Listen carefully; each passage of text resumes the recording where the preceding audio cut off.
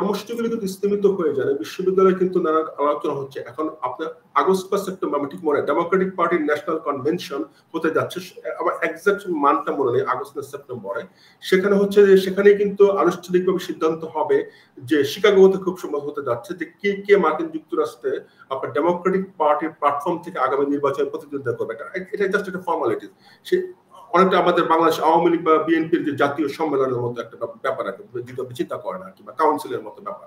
তো সেটাকে মাথায় রেখে বিশাল একটা বিক্ষোভের একটা পরিকল্পনা করা হচ্ছে শিকাগোতে আপনার ডেমোক্রেটিক পার্টির যে কনভেনশন, সেই কনভেনশনের ভেন্যুটাকে সামনে ধরে। এছাড়াও আপনার বিভিন্ন মাসে, আগামী কয়েক মাসের মধ্যে বিভিন্ন শহরে বড় বড় বিক্ষোভ আয়োজনের পরিকল্পনা করা হচ্ছে। সুতরাং এইটি কিন্তু ডেমোক্রেটিক পার্টিকে প্রচন্ড ভাবিয়ে তুলছে, কারণ জনগণের দুভাগে বিভক্ত। একটি বড় অংশ যেমন মার্কিন যুক্তরাষ্ট্রের প্যালেস্টাইনকে ঘিরে যে রীতি তাকে সমর্থন করছে না, কিন্তু পাশাপাশি কিন্তু আরেকটি বড় অংশ রয়েছে যারা কিন্তু আপনার মার্কিন নীতিটি সমর্থক। কিন্তু যারা যে অংশটি সমর্থন করছে না, এই অংশটির কিন্তু বড় একটা ভোট ব্যাংক হচ্ছে ডেমোক্রেটিক পার্টি।